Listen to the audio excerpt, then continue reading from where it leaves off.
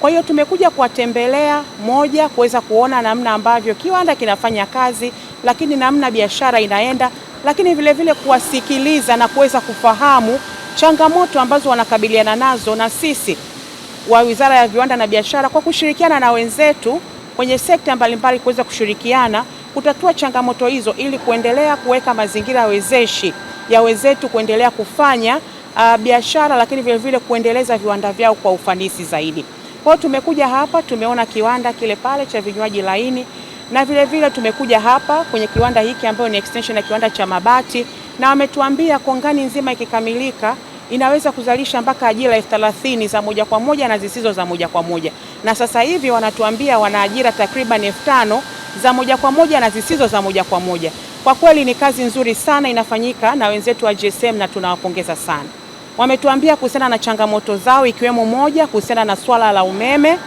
Tuko hapa na meneja wa TANESCO wa Kigamboni, lakini vile vile wakati nakuja nimeongea na Mheshimiwa Waziri wa Nishati kakaangu Deo Ndejembi, na tumekubaliana tutaweka support ya kutosha kuhakikisha tunatatua changamoto ya umeme kwa ajili ya kuongeza uzalishaji, lakini kupunguza kadhia ambazo zinatokea kwenye uzalishaji.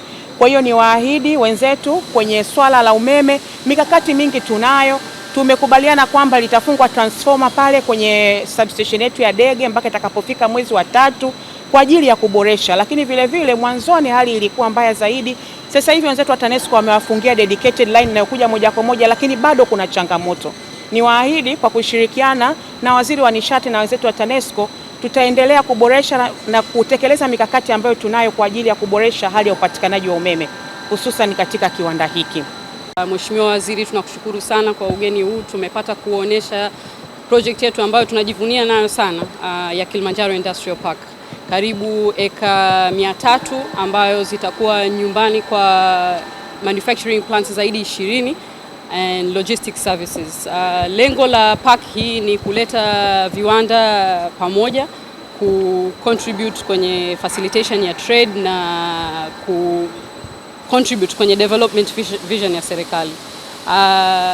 Kwa kweli hii kazi isingeweza kuenda bila assistance ya serikali tunaoipata upande wa utilities, upande wa infrastructure. Kuna msaada mkubwa ambao tunaupata. Government imekuwa key enabler ya sisi kufikisha vision ya hii park, kuhakikisha kazi zinaenda vizuri. Viwanda kama mnavyofahamu vinahitaji vitu vingi ikiwemo umeme, gesi, miundo mbinu.